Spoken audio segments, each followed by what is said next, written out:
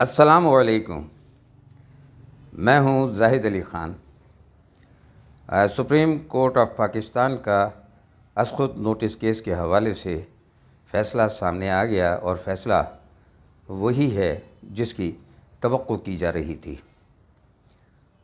इस फ़ैसले पर गुफ्तगू करने से पहले एक हैरानकुन बात जो मैंने नोट की वो भी आपसे बांटना चाहता हूँ। वो ये कि गुज़श्ता रात ही जो है सदर मुमलिकत आरिफ अलवी के वकील की तरफ से हैरानकुन तौर पर यह बात सामने आई। दावा हुआ था कि वो पेशावर में दी गई इंतखाबात की तारीख़ वापस ले लेंगे और अभी ये सुप्रीम कोर्ट का फ़ैसला अगले दिन होना था।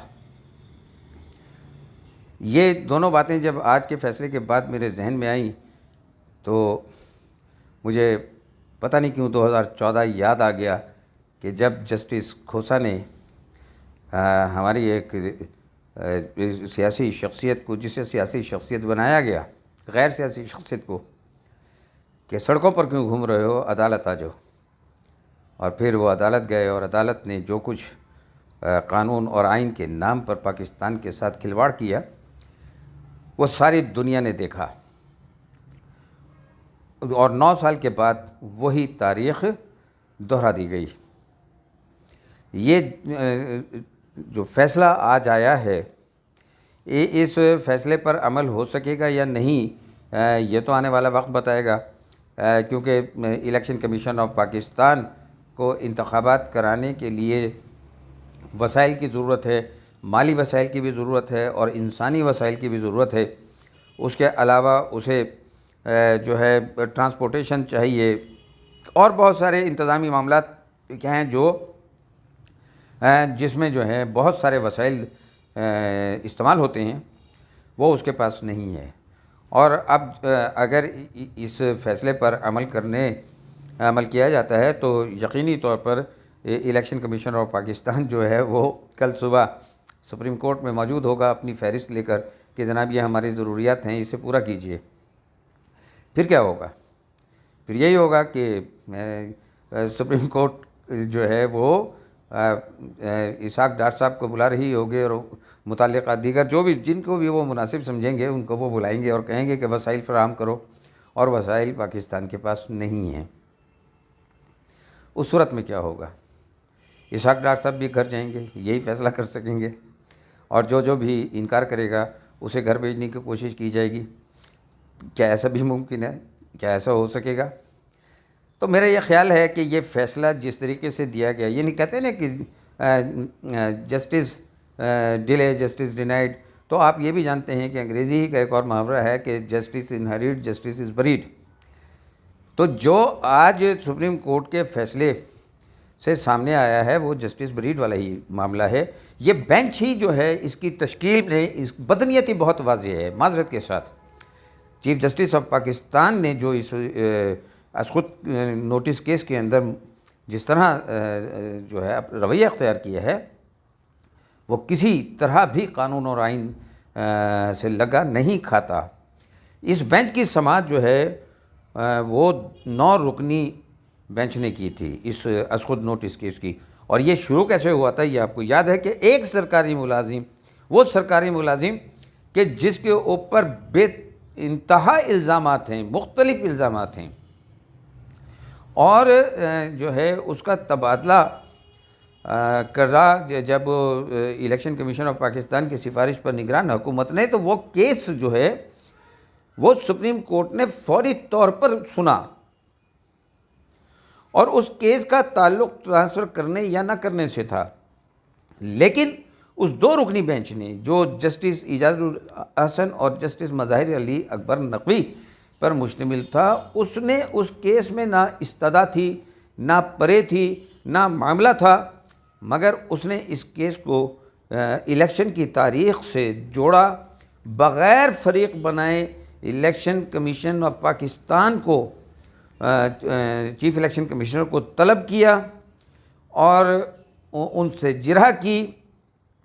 चीफ़ इलेक्शन कमिश्नर ने बड़े दो टोक अंदाज में अपने मौक़िफ़ की वहाँ पर वजाहत की और उन्हें बताया कि ये मसाइल जो हैं ये दरपेश हैं, लेकिन उसके बावजूद भी इन दो जजेज़ ने जो है एक दरख्वास्त जो है, एक तजवीज़ जो है चीफ़ जस्टिस ऑफ पाकिस्तान को भेज दी कि इसके मामले पर, इलेक्शन की तारीख देने के मामले पर खुद नोटिस लिया जाए, और चीफ़ जस्टिस ने बग़ैर अपना जहन अप्लाई किए नोटिस ले भी लिया।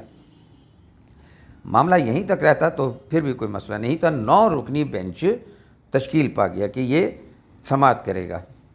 23 फरवरी को जब उसकी समाअत होती है तो उसमें 2 जजेस के ऊपर जो है वो एतराज़ उठ जाता है, और वो दोनों जजेस कौन से होते हैं, यानी जस्टिस एजाजुल हसन और जस्टिस मज़ाहिर अली नकवी, कि इन लोगों का जो तासुर है, ये अपना फ़ैसला ज़हन बना चुके हैं, फ़ैसला दे चुके हैं, लिहाजा इनको बेंच में नहीं होना चाहिए।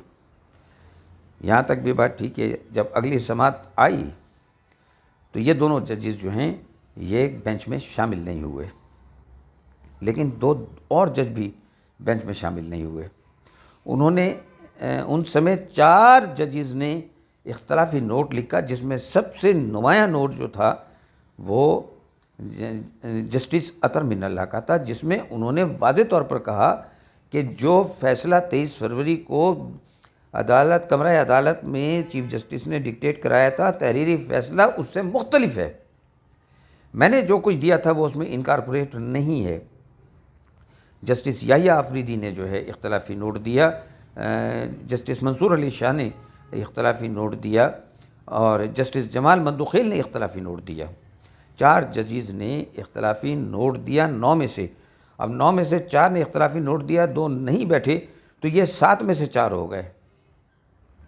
अब जब अगले दिन बेंच बनता है तो बग़ैर किसी नोटिस के जो है जस्टिस अतर मिनल्ला और जस्टिस याहिया आफरीदी उस बेंच में नहीं होते। इस हवाले से जस्टिस काजी फाइज़ ईसा और जस्टिस याहिया आफरीदी पर मुश्तमिल डबल बेंच ने जो है एक नोटिस लिया और रजिस्ट्रार सुप्रीम कोर्ट को तलब किया और उनसे पूछा कि आप बेंच कैसे बनाते हैं, बेंच कैसे तब्दील करते हैं, आप हमें वो फाइल दिखाइए जिसमें बेंच बनाने और बेंच तब्दील करने का तरीक़ाकार वज़ा किया गया है। रजिस्ट्रार इस डबल बेंच के किसी सवाल का जवाब नहीं दे सके। एक मरहले पे एक मौजूद जज को ये कहना पड़ा कि आप फाइल क्यों छुपाना चाहते हैं। उन्होंने फिर भी जवाब नहीं दिया। उन्होंने सिर्फ एक जुमला बोला कि बेंच जो ये हालिया बेंच तब्दील हुए हैं ये staff officer to chief justice के वर्बल ऑर्डर्स पर तब्दील हुए हैं। डबल बेंच के रिमार्क्स थे कि रजिस्ट्रार सुप्रीम कोर्ट के दफ्तर में शफाफियत बिल्कुल नहीं है। इस बेंच ने यह भी कहा कि इसी अदालत के अंदर 1999 और 2010 के केस भी पेंडिंग हैं, वो सुनने की इजाज़त नहीं है, और 2022 की अपीलें जो हैं वो हमारे सामने लगा दी जाती हैं। लिहाजा आज हम इस हवाले से कोई किसी केस की समाअत नहीं करेंगे, क्योंकि इस तरीके से मशकूक अंदाज में बेंच की तब्दीली अवाम के दिलों में भी शकों को शुबात पैदा करती है। इस बेंच की इतनी वाज़ेह कार्रवाई के बाद भी अगले दिन जब असकुद नोटिस केस की समाअत होती है तो बेंच तब्दील कर दिया जाता है। फ़ैसला वही आया जिसकी तवक्को की जा रही थी, और चीफ जस्टिस ने जो है, आपको याद होगा बड़ी मशहूर एक फ़िल्म थी और उसका नाम बहुत खूबसूरत था, मैं हूँ ना। तो जस्टिस खोसा के बाद एक दूसरा मैं हूँ ना का जो है मुज़ाहरा देखने को आया और फ़ैसला आ गया। बज़ाहिर ये फ़ैसला जो है ये 3 और 2 के हवाले से सामने आया है, यानी 3 जजेस जो हैं वो इलेक्शन की तारीख़ देने के हक़ में और 2 उसके मुखालफत में थे, लेकिन दर हकीकत ये फ़ैसला 7 और 3 का है, यानी ये फ़ैसला बनता ही नहीं है। 2 इख्तलाफी नोट्स तो चीफ जस्टिस साहब ने अदालत में जो है पढ़कर सुना दिए जो बेंच के शामिल रुकन थे, लेकिन 2 इख्तलाफी नोट्स उन्होंने फिर भी नहीं सुनाए। न जस्टिस याहिया आफरीदी का नोट सुनाया गया और ना जस्टिस अतहर मिनल्ला का इख्तलाफी नोट जो है अदालत में सुनाया गया और ना ही उसे शामिल किया गया। तो ये 2 इख्तलाफी नोट जो हैं जो शामिल नहीं हैं, इनको शामिल किया जाए तो ये 4 इख्तलाफी नोट यानी फ़ैसला है ये बेंच में शामिल लोग हैं। तो लिहाजा कानूनी तौर पर भी इस फैसले की कोई जो है मेरे नज़दीक जो है यानी आवाम का अब ये पब्लिक हो गया है फ़ैसला, तो असल में उस बेंच में शामिल तमाम जजों की राय जो है वो इसमें बराबर की अहमियत रखती है। और 4 जजेस जो हैं अस्कुत नोटिस केस की तमाम दरख्वास्तों को मुस्तरद कर चुके हैं। लिहाजा अब ये फ़ैसला जो आ गया है ये हुकूमत इसका जवाब देगी। कानूनी जो बिरादरी है, हमारी वकला की जो बिरादरी है, वो इसकी इम्प्लिकेशंस पर बात करेगी। इलेक्शन कमीशन अस्कुद इसको करेगा, लेकिन जल्दी में ये फ़ैसला और इतनी ज़्यादा अंदाज में जो है ना तेज़ी के साथ बेंच की तब्दीली जो है वो किसी तौर पर भी, और यहाँ ये बात भी आप जहन में रखिए कि अब ये सवाल उठ चुका है और अब ये बात सोशल मीडिया पर नहीं, नेशनल मीडिया के ऊपर बहुत शिद्दत के साथ की जा रही है कि क्या किसी एक शख्स के पास इतने जो हैं इख्तियारात होने चाहिए कि वो जब चाहे, जिसको चाहे, जैसे चाहे केस को लगाए, अपनी मर्ज़ी के बेंच बनाए, जब चाहे बगैर जजिस को बताए बेंचेस तब्दील कर दें और नए बना दें। 9 रुकनी से एक केस 9 रुकनी सुन रहा है और उसे कट शॉर्ट करके 5 पर आ जाएं, ये भी कहीं मुमकिन है। तो लिहाजा इस पर भी जो है कानून साजी का मशवरा दिया जा रहा है और कानून साजी होनी चाहिए। अज खुद नोटिस लेने का फ़ैसला और बेंच बनाने का फ़ैसला जो है सुप्रीम कोर्ट के सीनियर मोस्ट 5-7 जजिस पर मुश्तमिल कोई एडवाइजरी कमेटी हो वो बनाए। उसके अलावा किसी फ़र्द वाहिद को जो है वो ये इख्तियार नहीं होना चाहिए। तमाम जजिस बराबर की हैसियत रखते हैं जुडिशरी के अंदर, और ये उसूल है, ये मेरा बनाया हुआ उसूल नहीं है, ये जुडिशरी का उसूल है। चीफ जस्टिस के पास इंतज़ामी इख्तियारात, लेकिन इंतज़ामी इख्तियारात भी इस हद तक कि वो जिस तरफ चाहें, जो उनके दिल चाहेगा वो कानून की जो है मोम की नाक की तरह उसको बोड़ दें। यानी जब अदम एतमाद का मरहला था तो उस वक्त फ़ैसला इन्हीं चीफ जस्टिस का कुछ था, और जब पंजाब में ये मामला आता है तो वो उसका उलट फ़ैसला देकर ये कहते हैं कि हमने अपनी इस्लाह की है। इस्लाह एक ही तरफ देनी है आपने। इन सब के फ़ैसले सिर्फ एक ही जमात के हक़ में होंगे। और सिर्फ यही नहीं हुआ आज के ये कोर्ट नंबर 1 से ये फ़ैसला आया है, एक और बेंच ने भी आज फ़ैसला दिया और वो वही 2 जजेस हैं, जस्टिस इजाज़ुल हसन और जस्टिस मज़ाहिर अली नकवी, कि उन्होंने गिलगित बल्तिस्तान में एक दरख्वास्त की समाअत करते हुए वज़ीर आज़म को वहाँ जजेस लगाने से रोक दिया है। अब देखिए कि और वहाँ गिलगित बल्तिस्तान में हुकूमत किसकी है? उन्हीं साहब की जो इलेक्शन की तारीख चाहते हैं और जिन्होंने गैर कानूनी तौर पर असम्बलियाँ तोड़ी। तो ये फ़ैसला जो है इस पर अभी तक की जो मैंने लोगों की राय सुनी पढ़ी वो कुछ अच्छी नहीं है, और लोग कुछ अच्छे अल्फाज में याद नहीं कर रहे हैं। पाकिस्तान की अदालत की तारीख़ तो पहले ही सिया है, और पाकिस्तान की अदालत की तारीख़ और जो वर्ल्ड इंडेक्स है हमारी अदलिया उसमें 130वें नंबर पर है और मुराद लेने में 7वें नंबर पर है। पाकिस्तान को आज इस हाल में पहुंचाने के लिए नारे लग रहे हैं कि ये जो हालत है इसकी ज़िम्मेदार अदालत है। ये नारे मैंने नहीं बनाए,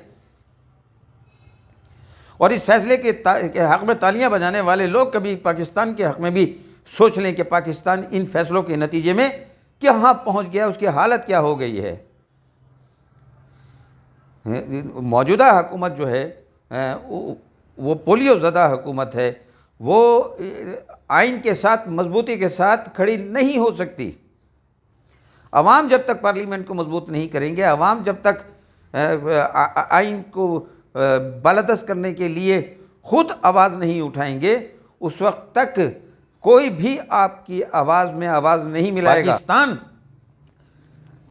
के हालात तब ठीक होंगे जब मुराद याफ्ता तबका अवाम की सतह पर आप लाएंगे। ये बात आप याद रख लीजिए। कल मैं एक अंग्रेज़ी अखबार के अंदर मजमून देख रहा था जिसमें सिर्फ उसने पेट्रोल के हवाले से, जो सरकारी सतह पर पेट्रोल दिया जाता है, उसके हवाले से बताया कि 68 करोड़ डॉलर का पेट्रोल जो है ना सालाना मुफ्त में दिया जाता है। और वो उसने एवरेज निकाल कर फ़ी लीटर 200 लीटर माहाना की एवरेज निकाल कर जो है ना ये असेसमेंट अपनी दी उस राइटर ने, उस मुसन्निफ़ ने, उस सहाफ़ी ने। यहाँ तो 200 नहीं बल्कि 2-2 हज़ार लीटर पेट्रोल जो है ना वो मुफ्त में दिया जाता है, बल्कि अनगिनत है। बाज़ होते तो जो हैं जो रैंक्स हैं उनके लिए तो जो है वो पानी की तरह है, कोई उसके लिए तादाद मखसूस नहीं है, मिक़दार मखसूस नहीं है। तो ये कैसे छोड़ेंगे आप जब तक साथ नहीं खड़े होंगे? आप ये जिंदाबाद मुर्दाबाद किए जा रहे हैं, आप कम से कम पाकिस्तान के आइन के साथ खड़े हों, ये आपके लिए नुकसानदेह है, ये धोखा दिया जाता है आपको। तो पाकिस्तान की आवाम से मेरी दरख्वास्त है कि आइन के साथ खड़े हों, किसी शख्सियत के साथ नहीं।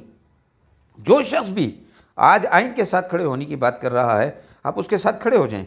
अगर वो आइन का साथ छोड़ता है तो आप भी उसका साथ छोड़ दें। और जो शख्स अपनी ज़ात के लिए जो है सब कुछ दाव पर लगा रहा है, वो इस मुल्क का दोस्त नहीं है। गौर कीजिए। मेरी सिर्फ आपसे इतनी ही दरख्वास्त थी कि जो है पाकिस्तान के आइन को मजबूत कीजिए। हुकूमत से मेरी इतनी दरख्वास्त है कि खुदा के लिए पोलियो ज़दा पार्लियामेंट को मजबूत कर लीजिए। ये तमाम फ़ैसले जो हैं कि अगर सुप्रीम कोर्ट के अंदर ये इख्तियारात आपने अंधे इख्तियारात नहीं रोके तो ये आप तो चले जाएंगे कल को। ये ता क़यामत जो है ना ये सिलसिला चलता रहेगा। एक मरतबा पाकिस्तान को इस तस्नियात और इस अंधे कवानीन से बचा चाहिए। इसमें से कॉलोनियल लॉज निकाल जाइए, इसमें से एपेक्स स्केल निकाल जाइए। ये जो एपेक्स स्केल हैं यही आपके जो है ना इस मुल्क की बर्बादी का सबब हैं।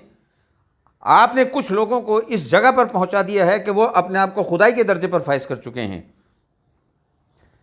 ये आपको सबको एक सतह पर लाना होगा, और ये आप तब करेंगे जब आपकी रीढ़ की हड्डी मजबूत होगी। और इसके लिए आपको खुद भी कुर्बानी देनी होगी, खुद भी सादगी इख्तियार करनी होगी, खुद भी अपने अंदर ईमान का जज्बा बेदार करना होगा, खुद भी ये साबित करना होगा कि आप आवाम के साथ हैं।